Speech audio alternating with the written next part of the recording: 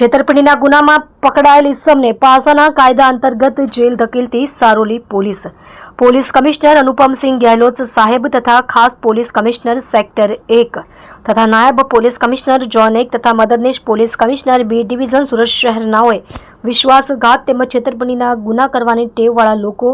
ગુનો કરતા અટકાય, જેથી આવા પકડાયેલ ઇસમો વિરુદ્ધ પાસા દરખાસ્ત કરવા સૂચના કરેલ હોય, જે સૂચના અને માર્ગદર્શનના આધારે police inspector Shri S.R. Vekariya તથા સર્વેલન્સ સ્ટાફના police sub inspector S.R. Rana તથા હેડ કોન્સ્ટેબલ ભાવેશભાઈ વાઘજીભાઈ તથા પોલીસ કોન્સ્ટેબલ પરેશભાઈ નાથાભાઈ નાઓએ પાસા દરખાસ્ત તૈયાર કરી મહેરબાન પોલીસ કમિશનર સાહેબશ્રી તરફ મોકલી આપેલ, જે પાસા દરખાસ્ત મહેરબાન પોલીસ કમિશનર સાહેબશ્રી નાઓ દ્વારા મંજૂર કરી પાસા હુકમ કરતા છેતરપિંડીના ગુનામાં પકડાયેલી સમ હિતેશ ખૂબચંદ ખાનવાણી, ઉંમર વર્ષ 31, રહે ફ્લેટ નંબર D104, આત્રેવેલી ફ્લેટ, સંજયનગર પાસે, નાના ચિલોડા, નરોડા, અમદાવાદ શહેરને પાસા હુકમની બજવણી કરી